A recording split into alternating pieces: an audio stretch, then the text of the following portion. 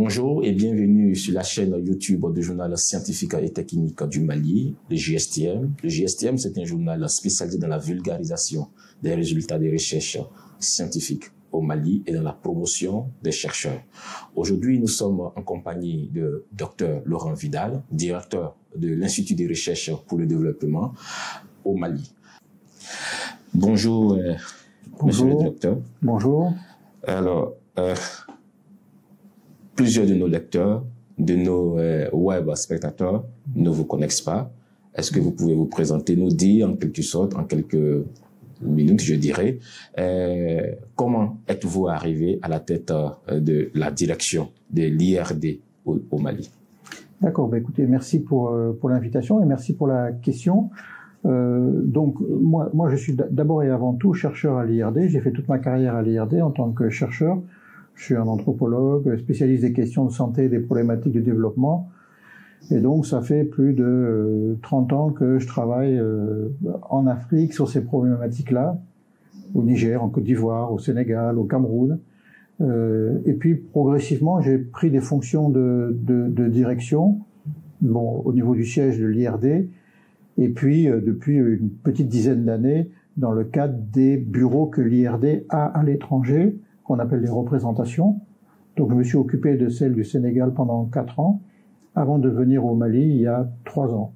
Je pense que ce sont des postes intéressants dans la mesure où ça permet d'avoir une vision assez globale de ce que l'IRD fait dans le pays, d'interagir naturellement avec les autorités de l'enseignement supérieur du pays, de monter des partenariats avec les centres de recherche et d'accompagner les chercheurs de l'IRD qui soit sont présents ici, soit viennent en mission pour développer leur programme de recherche. C'est un peu le travail du représentant. D'accord, monsieur le directeur. Et aujourd'hui, l'IRD, nous sommes en 2022, je dirais, nous avons fini le premier semestre de 2022. Nous, au niveau du journal, nous nous intéressons plus à la recherche, en fait, à ce qui est fait. Alors, au niveau de l'IRD, qu'est-ce qui a été fait pendant le premier semestre de l'année 2022? Alors, d'abord, avant de prendre des exemples, bon, les activités de recherche de l'IRD au Mali ont suivi le cours normal de toutes les recherches, c'est-à-dire que il y en a qui se sont achevées, je vais y venir, il y en a qui se poursuivent, il y en a qui se montent. D'accord. Bon. Alors peut-être, sur les recherches qui se sont achevées, peut-être un accent particulier sur un programme, vous parliez de sécurité alimentaire tout à l'heure, d'un programme sur ces thématiques-là qui a été financé par l'Union européenne. Donc l'IRD est intervenu en appui à un très gros programme de développement de soutien enfin, de lutte contre la malnutrition, notamment dans le centre et dans le nord du Mali. Donc ça, c'est un programme de développement et l'IRD était là pour évaluer ce programme avec des enquêtes quantitatives ou qualitatives. Donc là, le programme vient de se clôturer. Il y a une restitution il n'y a pas très longtemps. Voilà. Donc ça, c'est un exemple de recherche, de contribution de l'IRD à un programme de développement. Donc l'IRD a été sollicité de certaine façon puis a répondu à un appel d'offres. Voilà, ça c'est un programme qui se finit, par exemple. Bon, je vais peut-être pas être exhaustif. Sinon, en termes de dynamique et de programmes toujours en cours, on a notamment ceux qui s'inscrivent dans les dispositifs que l'on a ici au Mali, qu'on appelle les laboratoires qu'on en a montés avec nos collègues maliens. On appelle ça laboratoires mixtes internationaux ou jeunes équipes, bon, peu importe. Donc ça, ce sont des programmes à la fois sur le paludisme, la prévention du paludisme, l'épidémiologie du paludisme, en collaboration avec nos collègues du MRTC. On a un programme aussi important autour d'un laboratoire dont la base, les bureaux sont à l'Université de lettres et de sciences humaines à Kabbalah, qui s'appelle l'EMI Makoter. Donc là, ce sont des réflexions de chercheurs en sciences sociales sur les dynamiques sociales du pays, et avec une offre de formation importante, c'est-à-dire que il y a un master qui a été construit, Société et Développement, le master Société et Développement, qui continue chaque année à avoir des promotions de 10, 15 étudiants en master, qui après continuent dans le cadre de thèses, master et thèses, qui sont encadrés par des anciens chercheurs maliens ou français. Donc ça continue naturellement. Et ce laboratoire a des activités de recherche, notamment un programme qui est en cours, qui est financé par l'Agence française de développement, donc un programme de recherche sur la problématique de la suppléance, c'est-à-dire des enquêtes de terrain pour voir comment les populations s'organisent quand les services publics ne sont pas totalement rendus par l'État compte tenu de la situation sécuritaire. Voilà. Est-ce que des alternatives sont trouvées? Lesquelles? Comment tout ça est organisé au niveau des populations? C'est un exemple de programme de recherche sur lequel travaille ce laboratoire, mais il y en a bien d'autres.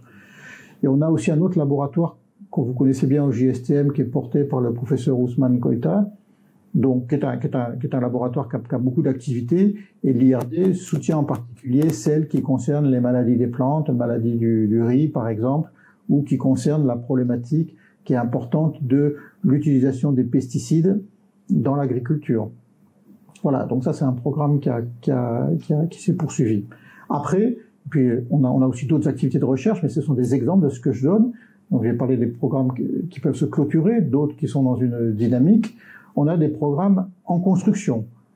Là, j'en citerai deux. Un sur la problématique du cancer, des cancers des femmes au Mali. Alors, forcément fait avec des médecins, alors de l'hôpital du Mali, du Point G, mais d'abord imaginé par des chercheurs en sciences sociales, c'est-à-dire que font les femmes confrontées à ces cancers qui remettent en cause beaucoup de choses dans leur vie personnelle, qui les obligent à trouver des traitements et donc qui peuvent générer des stratégies de déplacement, voire de migration. Donc ça, c'est un programme qui est en cours de construction, qui va se monter. Un second programme sur lequel on travaille, qui nous intéresse, qui a une phase totalement exploratoire, c'est sur les impacts sociaux, environnementaux et sanitaires de l'exploitation minière, de l'extraction minière. Et donc, par exemple, alors l'idée, c'est de monter à terme un programme de recherche interdisciplinaire, forcément, puisque les impacts sont d'ordre varié, avec des géologues, avec des spécialistes de l'eau, des spécialistes des systèmes d'information géographique, pour, si vous voulez, essayer de cartographier et de modéliser l'évolution des cours des fleuves suite à l'extraction de sable utilisé pour l'extraction minière, par exemple. Et puis des spécialistes de sciences sociales, puisqu'il y a des impacts pour les communautés de ce travail-là. Donc, il y a des enquêtes exploratoires qui sont menées en lien naturellement avec les autorités, des localités concernées et des entreprises minières. Naturellement, on fait une recherche connue de ce point de vue-là. Mais là, c'est vraiment très embryonnaire. J'en parle parce que c'est vraiment notre souhait de pouvoir développer ça à large échelle pour que peut-être ça puisse devenir un programme sous-régional, c'est-à-dire à partir du Mali, mais parce que c'est là où se situent les mines, à la frontière avec la Côte d'Ivoire, avec la Guinée, voire même avec le Sénégal, donc avec ces pays-là, où il y a des chercheurs maliens, guinéens ou sénégalais qui travaillent sur ces questions-là, et des chercheurs de l'IRD aussi. Donc voilà, quelques exemples. D'accord. Vous avez parlé tout à l'heure d'un partenariat avec le gouvernement. Est-ce que à l'heure actuelle, il y a un projet de recherche, ou je dirais une recherche qui a abouti ou qui a produit des résultats qui ont montré que le gouvernement, qui ont montré une satisfaction au niveau du gouvernement? Alors, toutes nos recherches sont l'objet de publications, naturellement. Alors, évidemment, les publications peuvent être sont décalées par rapport à la réalisation des enquêtes, le temps de les analyser, le temps de les soumettre. Elles sont à la disposition, naturellement, des autorités, et nos premiers interlocuteurs, ce sont les universités, et donc des rectorats, parce que de toute façon, il y a des enseignants-chercheurs maliens qui sont impliqués dans nos programmes. Donc après la grande question qui est aussi une difficulté, et on est tous confrontés à ça, c'est dans quelle mesure nos recherches sont appropriées par les décideurs. Nous, on le souhaite, mais après, il y a des mécanismes de décision qui peuvent nous échapper. Bon. Mais typiquement, les recherches dans le domaine de la santé sur le paludisme, par exemple, c'est en lien direct avec le MRTC, enfin c'est porté par le MRTC, qui travaille en lien direct avec le Programme national de lutte contre le paludisme, donc ça peut irriguer les décisions du Programme national sur la prévention du paludisme chez les femmes enceintes ou les enfants. Pareil, les recherches que l'on mène sur le VIH, donc au sein de l'association Arcade Santé Plus, donc là il y a quelque part une utilité directe, puisque vous savez certainement, cette association est celle qui prend en charge le plus grand nombre de patients vivant avec le VIH au Mali. Ce qu'on appelle la file active, c'est-à-dire que les patients qui suivent, c'est peut-être la moitié de l'ensemble des patients diagnostiqués dans le pays. Donc, forcément, quand vous faites des recherches sur ces problématiques-là. Par exemple, je prendrai 2 exemples de recherche en cours ou à venir. Une en cours, c'est sur, par exemple, l'exposition au risque dans les mines d'orpaillage, justement. Hein, voilà. Là, il y a des résultats qui peuvent être utiles pour les décideurs, en disant, voilà, il y a des populations, quand l'orpaillage se met en place, qui sont exposées à des risques de contracter des maladies sexuellement transmissibles. Bon, après, c'est aux autorités de transformer ça en action de prévention. Ils ont un second projet qui est en cours de montage. Par exemple, c'est sur la vulnérabilité, si vous voulez, et l'information en matière de santé chez les aides ménagères, les jeunes filles qui font les bonnes dans les domestiques, dans les familles.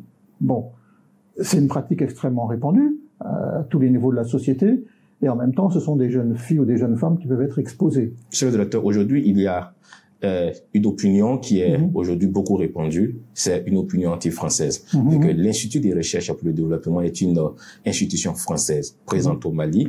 Est-ce que la crise aujourd'hui que traverse le Mali n'impacte pas en réalité vos activités de recherche? Alors, j'ai envie de dire que, en fait, pas tant que ça, parce que bien avant, comme vous dites, la crise, enfin les événements liés au changement de régime de ces 2 dernières années, bien avant ça, l'IRD travaille dans un système contraint au Mali. C'est-à-dire que, bien avant ces événements, les chercheurs de l'IRD n'ont pas la possibilité de faire des missions en dehors de Bamako. C'est pas lié à une décision des autorités maliennes, c'est lié à une décision des autorités françaises. C'est-à-dire qu'en tant que chercheur français, fonctionnaire de l'État français, on n'a pas l'autorisation de nos autorités françaises de sortir de Bamako, ni à titre personnel, ni à titre professionnel. Donc déjà, on travaille dans ce contexte où on a dû s'adapter, et je pense qu'il y a des adaptations intéressantes pour l'IRD et pour le partenariat, on pourra y revenir si ça vous intéresse, qui font qu'on peut pas... donc de ce point de vue-là, les événements qui sont arrivés après, ça n'a pas changé grand-chose par rapport à cette situation-là. Ça, c'est le premier point. Ensuite, sur la relation avec les collègues chercheurs ou enseignants-chercheurs maliens avec lesquels je suis en contact, mais surtout mes collègues, ou moi, les responsables, les recteurs, voire même le ministre de l'enseignement supérieur, il n'y a pas de changement. On continue à se parler, à interagir, à traiter des dossiers, etc. Donc il n'y a pas de difficulté. Voilà. Après, nous, comme en tant qu'individu, évidemment, on voit ce qui se passe sur les réseaux sociaux, on lit la presse, mais on est, comme je dis, dans notre vie personnelle, même si c'est pas le sujet, on n'est pas impacté, on est attentif à ce qui se passe, comme tous les citoyens, voilà. Mais au niveau professionnel, on n'a pas de conséquences directes pour le moment sur notre activité, à partir du moment où on est toujours accueilli, on est toujours bienvenu. Monsieur le directeur, qui parle de recherche, parle de financement. Ouais. D'où est-ce que l'IRD puise ses ressources de financement, ses ressources financières pour ses recherches? Alors, il y a 2 choses. La première chose, c'est que on est donc un organisme public, c'est-à-dire que les salaires des agents de l'IRD, des agents français comme maliens d'ailleurs que l'on a ici, sont payés par l'argent public. Hein, par l'argent public français. L'argent public français. Hein. Nos salaires sont payés, moi j'ai un statut de fonctionnaire, sont payés par l'État français qui donne un financement chaque année à l'IRD pour mener ses activités. Ça, c'est les salaires. Après, maintenant, pour mener nos recherches, on a besoin d'argent. Pour financer des travaux de terrain, financer du matériel, financer des bourses, etc. L'IRD nous donne quelques moyens là-dessus, hein, mais des moyens que je qualifierais d'incitatifs. Par exemple, les laboratoires que j'ai mentionnés, ils sont appuyés chaque année par l'IRD. Quand vous dites l'IRD, vous voulez toujours parler du gouvernement français qui... C'est dans le budget de l'IRD, oui, c'est dans l'argent public de l'IRD. Okay. Mais à côté de ça, et ça c'est des sources de financement importantes, les chercheurs de l'IRD vont chercher de l'argent pour mener leur programme ailleurs. Et donc là, ils tapent à d'autres portes. D'accord. Ça peut être des financements réponse à des appels d'offres nationaux. Il y en avait au Mali avec le FCRIT à une époque, en France, aux États-Unis, au niveau européen, au niveau international. Il y a des agences de financement dédiées à la recherche, des agences de développement. L'Agence française de développement, par exemple, finance des programmes de recherche, j'en évoquais un tout à l'heure. Donc voilà, on a en gros une base de financement, à la fois nos salaires et puis un financement pour pouvoir lancer des programmes, hein, cofinancer des colloques, certaines manifestations, hein, et à côté de ça, on va chercher le gros de nos ressources, on l'obtient en répondant à des appels d'offres, quoi. D'accord. Tout à l'heure, vous avez parlé du FCRIT. Est-ce que le FCRIT a aussi financé des programmes de recherche de l'IRD au Mali? Non, pas directement. Alors, on a un collègue qui était à l'IRD, qui est maintenant à l'Institut d'économie rurale, qui a eu un financement. Donc, il a eu, en fait, quand il était à l'IRD, oui, effectivement, un financement du FCRIT. Voilà, quoi. Mais est-ce que ce programme de recherche était un programme typique à l'IRD, oui, ou un programme de... Oui, enfin, le problème, c'est qu'il y a eu un décalage entre le moment où il a répondu et obtenu le financement. D'accord. Là, c'était un agent à chercher à l'IRD, et le moment où le financement est disponible, et entre-temps, il a été recruté par l'Institut d'économie rurale, ce qui est très bien d'ailleurs. Donc, en fait, il le met en œuvre au titre de l'Institut d'économie rurale. D'accord. Monsieur le directeur, nous tirons la fin de cette interview. Est-ce que, au niveau de l'IRD, vous avez des perspectives pour le second semestre de l'année 2022? Les perspectives, c'est de continuer les programmes en cours, naturellement, faire des bilans assez régulièrement, peut-être nous faire encore plus connaître, et le JSTM, pour ça, a un rôle important, au-delà de l'IRD, de la connaissance de l'activité scientifique au Mali, sachant qu'on est, même si on a un nombre non négligeable de programmes, on a un personnel qui est quand même relativement réduit, donc on est obligé de faire avec les moyens humains que l'on a, et c'est ce qui explique que peut-être on ne peut pas répondre à toutes les sollicitations dont on est l'objet, parce qu'on peut avoir quelques limites dans la mise en œuvre. Mais l'idée, c'est de développer les programmes que j'ai évoqués, d'essayer d'en imaginer d'autres, d'essayer d'imaginer des programmes de portée sous-régionale, hein, parce que je pense que les questions de recherche qui se posent au Mali, elles se posent aussi dans les pays voisins, la plupart du temps. Il peut y avoir des questions spécifiques au Mali, mais la plupart du temps, les questions sont d'ampleur transnationale. Donc, c'est un peu ça, les objectifs. Un message au gouvernement malien? Nous, notre souhait, c'est que voilà, les populations au Mali puissent vivre en paix. Je crois que c'est ça qui est important pour nous. Exactement. Hein, parce que voilà, moi, je m'intéresse, mais naturellement, je n'interfère pas dans les activités politiques maliennes. Ce n'est pas mon rôle. Je suis totalement neutre là-dessus. Je ne m'exprime pas là-dessus. Mais simplement, ce que je veux dire, c'est que on travaille avec des chercheurs maliens qui sont aussi des citoyens maliens, et donc qui peuvent avoir des préoccupations ou pas par rapport à la situation. Donc la situation impacte forcément le travail de nos interlocuteurs. Donc nous on souhaite pouvoir travailler avec des interlocuteurs qui puissent entièrement se dédier leur temps à la recherche. Donc mieux le Mali se portera, mieux ce sera pour le partenariat entre l'IRD et les institutions maliennes par définition. Merci, monsieur le directeur. Merci. Alors, nous, au niveau du journal scientifique et technique du Mali, nous sommes également dédiés à la promotion de la recherche scientifique au Mali. Merci d'avoir suivi cette interview et nous donnons rendez-vous pour une prochaine interview.